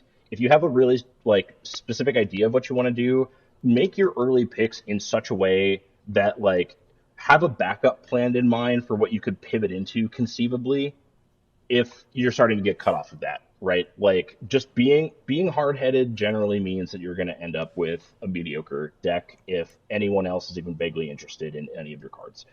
Like I said, it's pretty common. Just like have an off ramp in mind, and Teld, you have a note here. Yeah, don't pack one, pick one, Oro. This is like the exact opposite of having an off ramp in mind. And I'm only saying this because I've seen people do this, where like in the first 2 or 3 picks, people will pick an Uro. And don't get me wrong, it's a very powerful card. But a few things that I don't think people consider is one, that is all in and hoping that the deck works out. And 2, Simic is a bit sketchy. One of the balancing factors of a card like Uro that is a known constructed powerhouse in our environment is it is extremely difficult to have mana that can produce green, blue, blue, and also have a good deck. Those are kind of mutually exclusive unless your mana is fantastic. Yeah. So I guess this is not a do not, this is a recommendation. Go for the open color or strategy every single time. If you don't completely hate it, if you're just like allergic to white cards, don't play cards that you're not going to enjoy playing, because that sort of defeats the purpose of playing Magic. But just like a regular draft, and I've heard people say the opposite of this, that like getting off your first 2 picks in Roto is never a good idea because they're generally so powerful. I don't think that that's true at all. I think you're better off giving up your first couple of picks, even if they're power outliers, to end up in an uncontested deck of better overall quality because you decided to go into like a different color. Bringing in like a semi-cut table draft style deck because you just decided to plunge yourself into something that was contested is going to put you in a bad spot. It just is. I was just going to say that I think that the community probably would not guess that green is my least favorite color in Magic, because I find myself drafting it quite frequently and I think it's really good. I guess I'm only saying this to say that like, even if your color isn't something you particularly enjoy, it is something that, the more, if you play it also, I think like you can find things about it that you will like, even though I don't particularly like green gameplay like as winning. a general rule. I mean, winning, sure, but like, there's things that you get to do in green decks you don't get to do in other decks that is really cool. Like when you escape to the wild and you like combo off and cast like 5 spells the next turn, there's like, you just don't get to do that very often in other decks. So one thing I would also recommend is even if you don't particularly love a color, like try it out a little more, see if maybe there's things about it that you do like. Maybe you hate playing mono red because you think aggro players are dumb and burn spells going to face is a silly way to win. But like the more you play it, the more you're going to realize how many games you've lost because you were like off on the combat math by 1. And if you'd played a little tighter, you would have won. No stakes roto is a good place for experimentation. Yeah, that's a good way to put it. Sure. All right, back to your monologue. So do not open up with a strat specific first pick unless it is so key that nobody should contest it. And I'm sure the audience is getting super tired of hearing us talk about this card. But Teld, you listed a poster child for this, and I agree with you 100%. Yeah, it's Yawgmoth. I mean, it's the linchpin of your deck. If you don't have the double pick, you should probably take Meat Hook first, just because it's more flexible. But I mean, if you take Yawg, it is really difficult to take Yawg and then have somebody else jump in a Blood Artist deck. And it just doesn't happen very often because that card is so important. It's the one like super narrow card that you can take in round 1 and nobody's going to blink. Nobody bats an eye. It just happens almost every roto. Yawg goes either end of round 1, top of round 2. Those are usually where it goes. I definitely agree with you on Meat Hook because, and this kind of dovetails on my next point, players will see what you're doing early and start sponging a lot of generic role players for your deck because you started off with highly committal cards. So I agree that like I think it's generally a better idea to first pick Hook than it is to pick Yawg, because you could pick Yawg and then somebody down the table might just take Meat Hook Massacre, because Meat Hook Massacre is a card that they will play in a controlling blue-black deck or even sideboard in like a large green-black deck. So if you take Yawgmoth, they might realize like, oh, they're probably taking Meat Hook next. Meat Hook is a very flexible, powerful card. I'm going to take it. That denies them the Meat Hook, and also like there's a good chance that I'll play Meat Hook in a lot of different black decks. So, like an example of do not, if you want to play blue-white control, do not pick Teferi into Wrath of God, because a player intent on playing white will realize that that's your strategy, and they might not like, they're not going to like cut you off of blue-white control cards in that case, generally speaking. But what they might do is go like, okay, I want to play white. You're playing blue-white control. I need to start picking removal spells at like an earlier point than I ordinarily would, and you could end up getting hosed out of like Swords or Fateful Absence or cards like that early, and then you might feel compelled to take those cards early, which will give another player an opportunity to start taking your best counter spells or whatever. So if you're going to play like blue-white control, do start on Wandering Emperor into counterspell. Because if you end up playing like a blue-white aggro control deck, you're still going to play those cards. If you end up getting pushed off of blue, Wandering Emperor will go in basically any white deck that you're going to draft, yada, yada, yada. Like, do not pigeonhole yourself early if nobody's forcing you to. And then we covered this already. Like, do not hate pick early. You're only going to play against the deck you're hating on one time. It's a lot more important to plant your own flag early, and it's also just super annoying behavior. So just don't do it. I would say on the other side of the table, make sure that when you're looking at somebody taking a quote unquote hate pick, just stop and think for a second if it's possible they're just pivoting, that they think the color is open. Maybe they're not actually hate drafting. They just think that the color, like the card that they took, was a card that should have went earlier, and they think that's a signal that maybe the color is open, or they could want to splash that card or something like that, because that is sometimes the case. But sure, like actually hate drafting with the intent of just ripping the card up, like when you're drafting, just ripping that card up and burning it is not a particularly good strategy, and it doesn't get a lot of goodwill at the table. 100%. And that kind of dovetails into a section that I call etiquette. Well, first of all, like I don't know if this is common practice for roto draft. Well, it actually is. So what the cards you pick is open information, obviously, by like the nature of the draft. But before games are played, at least what we do is that like your deck build and sideboard should be open information.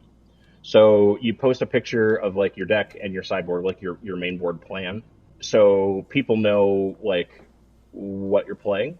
We do allow people to change their build mid-draft based on like how the deck is doing, provided that they post a new image of their main board setup.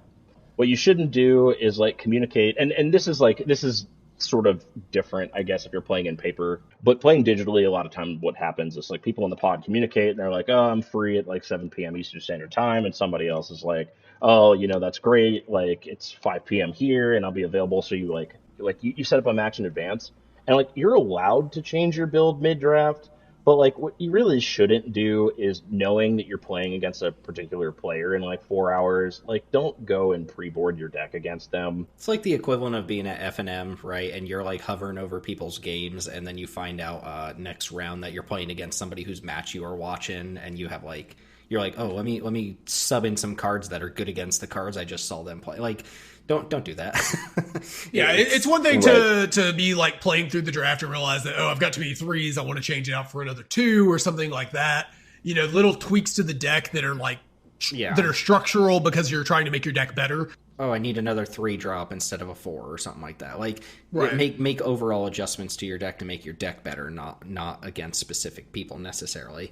And also, like, this isn't even necessarily like just being a dick move or anything like that, but like we do like to display the decks that won every pod, and if you change your deck in between every single round, like, we don't get a good feel for like what your actual deck was when you had 7 different versions of it throughout a roto. So I would say like maybe like after your first match, especially, go ahead and make some tweaks, and then maybe after your second match, make like another tweak or 2, and then just stop fidgeting with your deck at that point. You know how it works.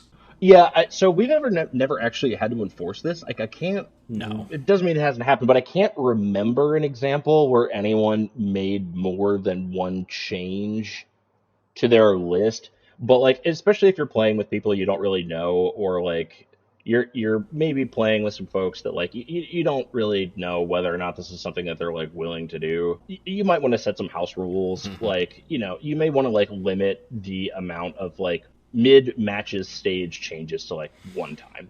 This is kind of a classic game theory thing, right? Where if you do this, right, and people recognize that you're doing this, sure, maybe they play the match and you win your match because you pre-sideboarded against them, but you are probably reducing the likelihood that you get invited back to future games. So by choosing to win this particular game, you are losing the ability to play and win a number of games down the road because people just don't want to play with you.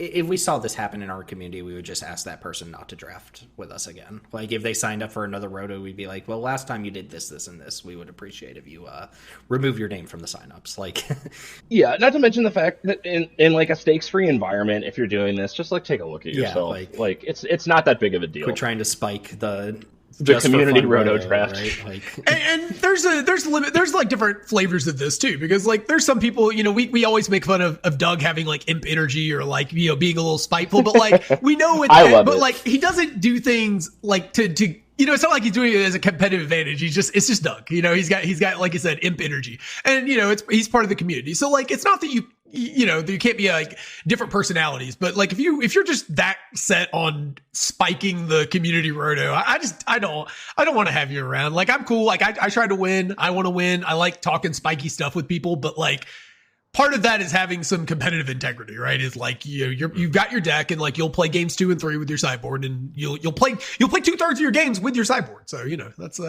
yeah. This can all be basically summarized as like, be nice, because why not? And as the organizer of the event, make sure like the ground rules are set in place. If you don't want people changing their decks in between matches, like say that up front. Say everything up front so people know what to expect. I will also say on the etiquette matter, because this seems to happen with every single roto draft that we fire, if you are not able to commit the time to it, and it's not like you have to be at your computer 24/7, but if you're just not going to send like your next line of picks to somebody who can shout them out if you go to sleep, or if you just don't have the time to like actually see what's going on in the draft and make like informed decisions, it's best to just like maybe not sign up at all. Like, it's okay if you don't join these. Generally speaking, if you know you're going to sleep, what you do is you send a short list of picks to somebody who's not overlapping colors, and you say, hey, can, you know, if it gets around to my pick, can you go ahead and take these next? And it just keeps things flowing. And we've had people who like just won't do that for some reason, and like you want to keep this thing flowing. You don't actually want to spend a week and a half on the draft portion. You want it to go as smoothly as possible. So if you come join us, if this sounds appealing to you, but you know that you're not able to like commit the time to actually play out matches and stuff like that, like it's probably best not to sign up at all. Yep. Hard agree. I think and I'll have to talk to Mop about this, because Mop is the map czar. But one thing that he did in the last rotisserie draft that we did was he just indicated that we were going to be a lot more willing to like skip you if you're dragging ass. Yeah. And that's on you. Like now, like if you like mid draft just start skipping a person because like their pick time is starting to piss everybody at the table off. Like I don't think that that's necessarily cool. But if you establish up front, like you have X number of hours to make your pick. You know, if you don't think that you're going to be able to like keep an eye on things, like come up with like a pick buddy, and if you're too lazy to do that, then you're getting skipped, and we don't want to hear you bitch about it because you knew going into it. And like, you know, we often have pods that mix together people in, you know, the US with people across the world, and there's obviously time zone differentials there. Like people are usually pretty good about, hey, I'm getting ready to go to bed. You know, by the time I'm going to bed, you're waking up, can you take these picks for me? It just keeps things moving. But make sure you're able to commit to that before you go signing up for one of these. One last little thing is we play on Arena, so please understand that means you have to have an Arena account with wild cards or the cards available to play. We've had a couple of situations where people showed up and like started drafting and then started asking about cockatrice, and we don't do that. We don't play on Moto. We are Arena Andes. We should be like slightly more intentional about making sure everybody knows that everything we do is on Arena. So like we do get people in the community who like have not heard that expressly voiced anywhere, and like it doesn't hit them until they're done with a draft, you know. A couple like little mini topics. First off, like some variations that you can do. I don't know if you guys have ever participated or heard people doing this, but I know some people do roto drafts where you can trade picks at the end of the draft. I think there's usually a limit to it where like, oh, you can trade with each person once, so you kind of get to like ante cards in your pool. I have had people in our community ask if trade-in was allowed, and we always say no because, first off, you should establish that up front if that's a thing at all, because that might actually change the way you draft, right? You might actually start hate picking cards because you intend to trade them for valuable cards from other people. I've never participated in a draft like this, and I don't think I would enjoy it very much, because it's possible you get to the end of the line and no trade-in happens anyway. Like, it shouldn't change your draft strategy that much, but I've seen it happen. We had a couple community members put some twists on Roto Draft, and I think there's some experimentation here. It feels like there's a lot of different things you can do with Roto Drafting just by nature to, like, kind of up the ante, make it feel a little bit different. Like, Roja in our community had a scavenger hunt where people picked, like, rules ahead of time, and a rule was assigned to each round of picks where they had to like follow, like one of the rules was literally like draft a card with a monkey in the art, you know, like that sort of thing. And I thought that was actually kind of fun. Unfortunately, like 2 of the people in that pod decided to go like very Vorthosy, while the other 8 were like, oh, there's a monkey in the art, I'm going to take Ragavan. Like, yeah. And it was like kind of a mishmash of people's expectations there. It looked like that was one of those ones where people like Roja intended it to be this fun, low powered environment, and everybody just started how do I justify Minsk and Boo? Yeah, people went off the rails on that one. Mob had the murder mystery one that was actually a lot of fun, even though by the time I was done with that, I didn't actually want to play out my deck. That's a small little point, is like there's burnout, I think, on doing too many roto drafts back to back because of how long they take. So you kind of want a little bit of a refresher period between ending one roto and starting another. Quick point. What kind of environments lend themselves to roto very well? I think flatter power levels. You know, we mentioned how you can do this with a entire set. You take every card from Murders at Carlisle Manor, you turn them face up, and people draft, you know, roto draft it. That's probably not great because you're going to have too many, you know, commons mixed with mythics. Whereas in something like our unrestricted cube, there's a pretty flat power level, you know, with a couple ups and downs across the board. I don't know if you guys agree with this or not. I think a 450 card environment is better for Roto than 360. Partly because you're up in the land count usually. So there's just more mana, like there's more dual lands available if you want to take like a slight bit of tension away from that. And the last couple cards don't really matter in a 360 draft anyway, so I think there's a little bit more wiggle room. And you also avoid the issue of like, oh, we went up to 450, certain cards might not be open in our 8-person draft. Like there's going to be more variation. I think you take that away when it's a roto draft because, you know, whatever the extra 90 cards are, it's not like people are forced to draft those. They're not taking the spot of other things in a, usual retail draft. So I personally like larger cube sizes for Roto because it just gives more options without hurting the draft environment. But I'm curious what you guys think. I would be interested in a larger cube size, but I would want to see this particularly curated in such a way that a lot of the extra cards are good, either narrow cards for different decks or like sideboard cards. So something like Negate, just a broad sideboard card that you're probably not going to main deck, but if it's in that expanded card pool, would be a good sideboard card that isn't a hate piece, but just is a flexible card that you can add to your deck for certain matchups. I would be interested in that.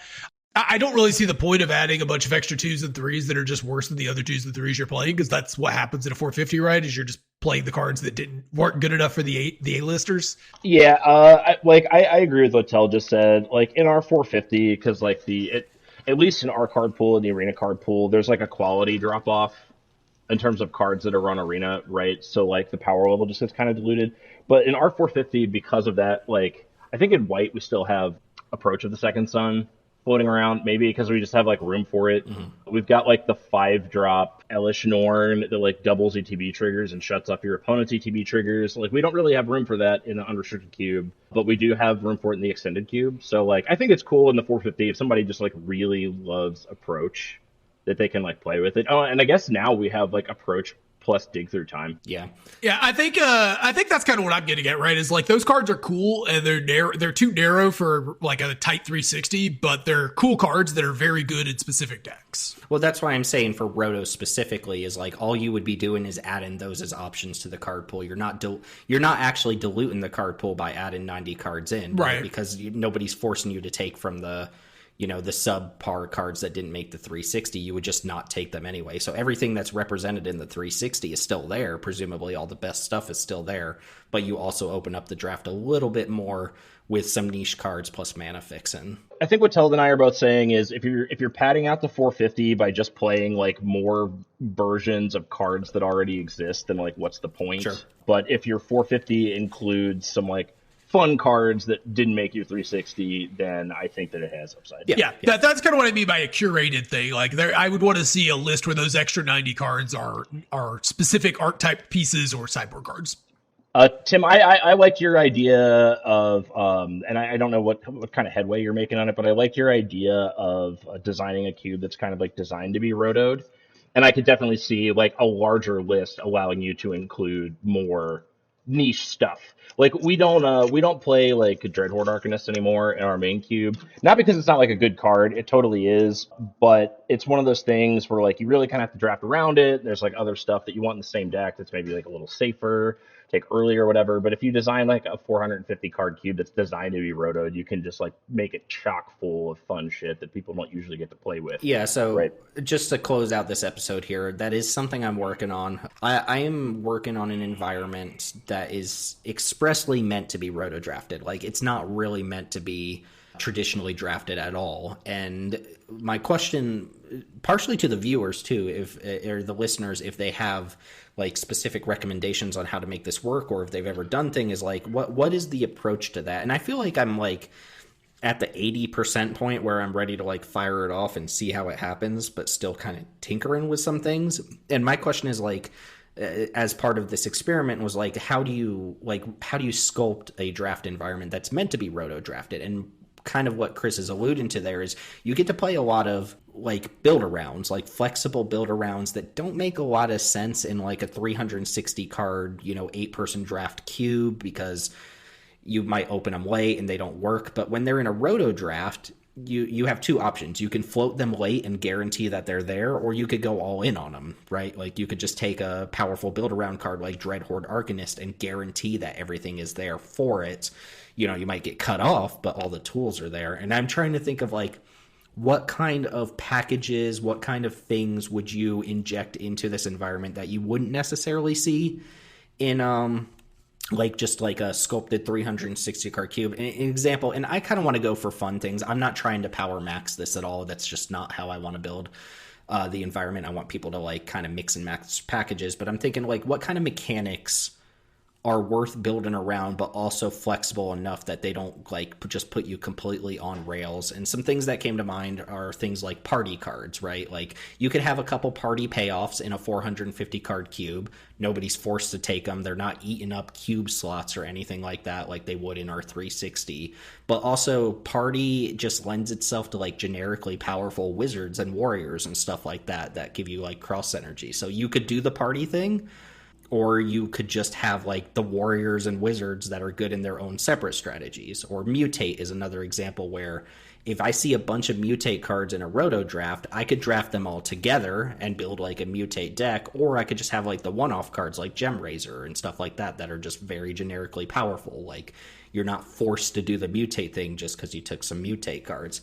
5-color matters. I've got a lot of thoughts here, like Cycling matters. You could have your Zenith Flares and your Drake Havens, but you could also just have generically good, powerful Cycling cards. Companions come to mind as well. Some of the more niche companions that you can build around in Roto seems like a perfect example. And like Teld said, if you up the count from 360 to 450, one thing you can do with that is like inject a bunch of good sideboard cards into your cube and give people a little more wiggle room to take specific sideboard cards. So I don't know if you guys had thoughts on this or if any of the listeners had thoughts on this, but it's something that I was really intrigued by, seeing like how into roto drafting our community has gotten, and just experimenting with the idea of like a roto specific cube draft. I actually do have a couple thoughts. I think an interesting approach could be like having like you said, like party cards or whatever, like a really like a wider range of strategies than you would for like a tighter cube. But I think if you're going to do that, one thing that you should be cognizant of is I think you're going to want to deliberately decrease the power level a little bit. Absolutely. So there is a wider range of strategies that are in fact viable. And that's what I'm not, it wouldn't be at the power level of say our unrestricted cube. Right. That's not the power level I'd aim for, because I don't want somebody to actually draft a mutate deck and then someone else played Shieldred the Apocalypse and invalidates. My kind of rule of thumb for something like this is that no individual card should win the game on its own. Is kind of like, if I earmark a card as able to do that, it's probably a problem.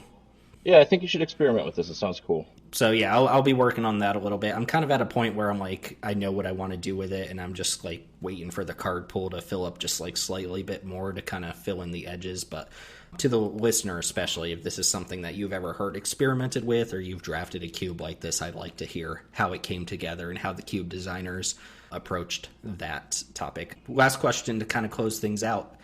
If you kicked off a roto draft right now, unrestricted cube 360, what would be your first pick? Am I pack one, pick one-ing? Like, am I first overall pick? Yeah, let's say you're seat number one. What are you taking? It's Swords to Plowshares. You're just like, I know it's boring, but you know, when you're picking first, it's going to be a million years until your next pick, and you just take the card that you know will end up in your deck. All the other cards that I really like to play are committal in some way. Like you could take a Seed Shark, but then you're starting in blue. You could take a red card, but then somebody's going to take Bolt and move it on red. Like you're just never going to be unhappy if you have a Swords to Plowshares, because you get like 3 white sources and it'll be good in your deck. I mean, probably right now I would probably take Seed Shark or Counter Spell, but it's mostly because I've been playing a bunch of aggro control in my favorite constructed format, and it's just kind of what I feel like playing. I don't think the Chrome Host Seed Shark is at its best in aggro control because you're tapping out on 3, but it's still good there, and I'd be perfectly happy playing control. The entire cube, especially certain colors, are kind of balanced around blue and their blue matchup, and I've just been trying to play blue as much as possible so I get more personal data on how the color is doing. Awesome. Yeah, I'm on pack one, pick one, Gilded Goose, bitches. Let's go. Oh, let's be honest. You're on pack one, pick one, Lightning Bolt, and Sicko. Hey, you are a monster. I would take Bone Crusher over Bolt most of the time, but and I'm not going to get into the Lightning Bolt discourse here. Just suffice to say, I think it's been mentioned once. I was trying to bait you. I know. I've been trying to bait you. There's debate over like how highly you should take Lightning Bolt, because it almost always goes like first round, and it's debatable whether it should go over certain other red cards, but especially in Timeless Cube, it should not be going first round in Timeless Cube, let me tell you that. I'm not taking Gilded Goose, come on, like what? I did want to see someone take Gilded Goose with Utopia Sprawl on the table. Utopia Sprawl was my pack one, pick one last time, and when we did the timeless cube draft last time, the roto draft, some people went in and kind of picked their pick order of like the top 20-ish cards that they would take in roto draft, and everybody left Utopia Sprawl off of their list, and I put Utopia Sprawl as like my number one green card out of the entire list, and people were like, why would you take Utopia Sprawl over Delighted Halfling? And I like, have you read the card? It is Birds of Paradise with haste. Yeah, it's Birds of Paradise with haste that cannot be like pushed or bolted. Like, first off, Delighted Halfling I'm not even sure is better than Elvish Mystic or anything like that, because the whole can't be countered thing is only specific in certain matchups. Oh no, it is better. Like, you'd be surprised how often a 1/2 is like obnoxious enough to be That's absolutely fair, because I did get I cast a Nissa in my roto draft off of Delighted Halfling, and they tried to reject it, and it was like, oh, your reject got rejected, sorry.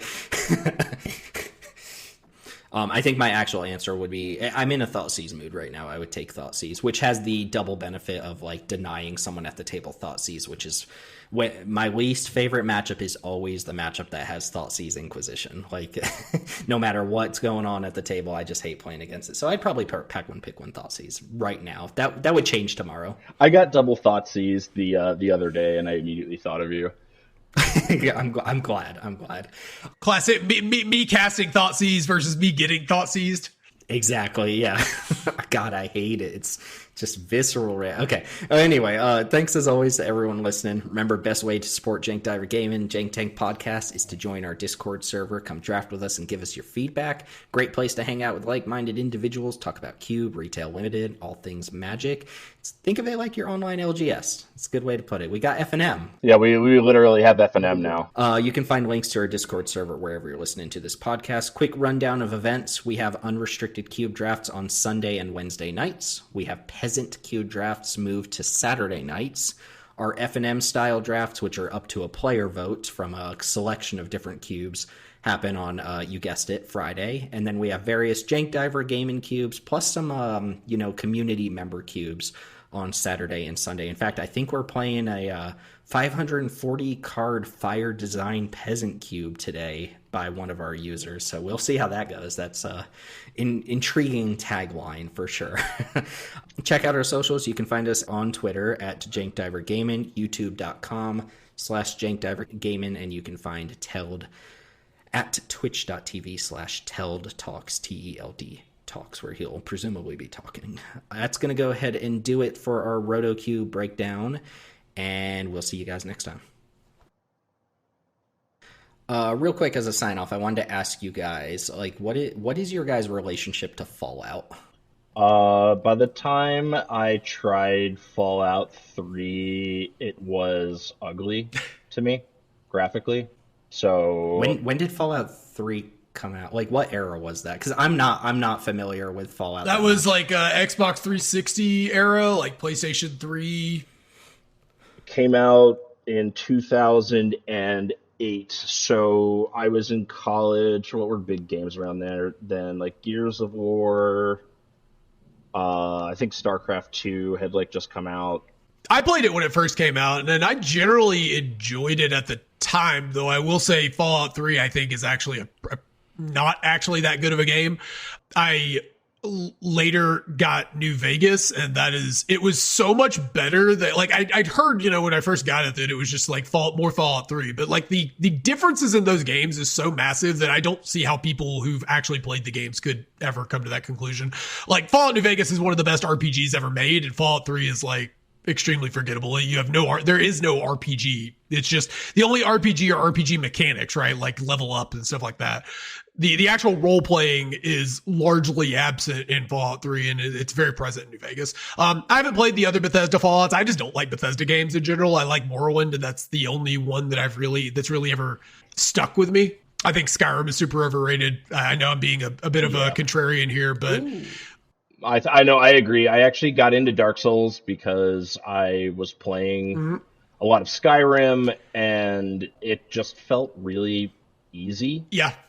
And I didn't like the itemization. It was like, what was it? It was like regular and then some other material and then like made out of jade or whatever. And like, And everything's level scaled so that it provides limited challenge. Like, you don't have to do anything but press the buttons. I find it wild that those two games came out in the same year too. And I know I always hype up Souls games, but like, it is wild because I actually don't know how much impact Skyrim has actually had on gaming. I'm sure someone could explain to me exactly how it has. Oh, it was huge. It was huge, and it's been like endlessly modded. Well, no. I mean, the game itself was huge, but I mean like the lasting sort of impact. Because like Dark Souls is one of the most important games that has come out in a decade, right? It is wild how much that has influenced modern gaming. So I've never really played Fallout. I know there was like a free Game Pass game back in like the 2010s that I tried out, and like it just didn't click with me within the first like half hour, and I just put it down, never touched Fallout again. Is New Vegas is after 3? Like, is New Vegas Fallout 4? Or are those the same thing? No, Fallout 4 is Fallout 4. So New Vegas is made by Obsidian. The original Fallout, I believe, if I remember correctly, are made by a company called Black Isle Studios. So Fallout 1 and 2, and they're both very, very famous old RPGs. And then that company went under, but a lot of the people who worked in that company founded Obsidian, and Obsidian has a very long history of making really awesome games that are usually sequels to other games. That's kind of funny. Like they made Neverwinter Nights 2, which Mask of the Betrayer is a fantastic expansion. They made KOTOR 2, which I think in terms of storytelling, even though it was a little rushed out because they needed to LucasArts made them have it out by the end of the Christmas that year, so it got rushed. The last 10% of the game is just not finished very much, but the actual storytelling in that game is probably the best Star Wars story that's ever been told. You know, they made Fallout New Vegas, which is, I think it's the best modern Fallout game. It's one of the only modern shooter RPGs that I really like. The other one's like the Mass Effect trilogy. That's like all I know is people love New Vegas and people hated Fallout 76 when it came out. Well, just to put an example, if you play both of them side by side, it's really funny because the first hour of Fallout 3 is you start out as a baby and you have to get raised in the vault, and it goes through the super baby tutorialized thing where it teaches you how to move your character and look around and pull and press the arm, press the mouse button to attack or whatever. The first hour of New Vegas, you go over to a machine, you get shot in the head. They give you this awesome banger of an opening cutscene that's really iconic with the dude in the checkered suit, and he's he's got the chip, and he's you picked the wrong. I forget the exact quote, but anyways, it's really, really famous. They shoot you in the head, you don't die, and 5 minutes into the game, you go over to a machine, you select your stats, and you start playing. Why did you ask about Fallout, Tim? Well, just to wrap us up and bring it full circle here. So if you guys don't know, they're doing the Universes Beyond Fallout Commander decks. Right. That's the most recent Universes Beyond thing. Okay. And it's overall there's about in the ballpark of 125 to 150 new cards, mechanically unique cards that are Fallout flavored. And as someone who doesn't know Fallout, a lot of it just looks like humanoids, just dudes. If you're not already familiar, I'm not going to get on the Universes Beyond rant here or anything, but I did want to just share 3 really clever, cool cards that came out of this that I thought were super unique. One of them, I don't know this character, but I think it's Legate Lanius. Oh, Caesar's yeah. Ace. Just the cool part here is he has one of those flavor keywords on it called Decimate, and it says when it enters the battlefield, each opponent sacks 1/10 of their creatures, rounded up, which is the actual proper dictionary definition of the word decimate. And that caused a lot of stir online because people apparently don't know how to count 1/10 of 2. If they have 2 creatures and you sack 1/10 of them, rounded up. You sack one. Sack a creature. Yeah, but I like the use of the actual term decimate there was pretty funny because there's a magic card called Decimate that doesn't do anything like decimating. That is actually really clever. That's the final boss of Fallout New Vegas. Right, yeah. The card does other stuff, but the Decimate flavor text got me there. There's an aura called Almost Perfect, which makes the enchanted creature a 9/10 with indestructible, which I know there's the almost perfect perk that gives makes all your skills 9 out of 10. Cute. So that's just ideal, perfect flavor for that.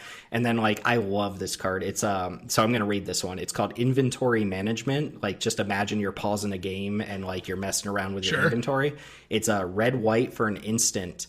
For each aura and equipment you control, you may attach it to a creature you control. So you get to move your equipment and aura around. But the kicker here is it has split second, which is you pause the game and nobody can fuck around with you while you're messing with your inventory. And I thought that's That's like peak flavor to me. And a lot of this other stuff gets lost on me because it's just characters I don't know. But that's like, if you were going to capture the idea of like messing with your inventory in a video game on a pause screen, it is an instant, right? That's the perfect way to do. Yeah, it's an instant with split second, and it just moves your aura and equipment around. It's like perfect flavor capture. Yeah, that is awesome. Yeah. The rest of this shit, I don't know what's going on. I know what a death claw is, but all these humanoid characters. Yeah, no the Fallout set doesn't really feel like it would be conducive to that, because a lot of it is just dudes. Like, it's not making me want to go play Fallout. Let's just put it that way. Well, if you ever decide, I mean, New Vegas is buggy AF on Steam, but it is a very, very good game. It is highly recommended. I don't care about any of the other Fallouts that are available on modern consoles, though. They're all really, really weak.